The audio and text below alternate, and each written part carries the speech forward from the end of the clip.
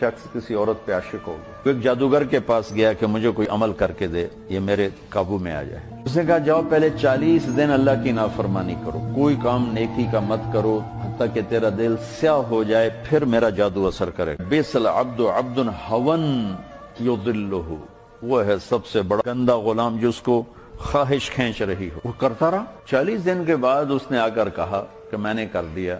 اس نے عمل کیا، اثر نہیں ہوا۔ وہ کہنے لگا ادھر بیٹھ جا، سوچ 40 دن میں کوئی نیک کام کیا؟ کہنے لگا کوئی نہیں کیا۔ کہ میں نہیں مانتا، یہ ہو ہی نہیں سکتا۔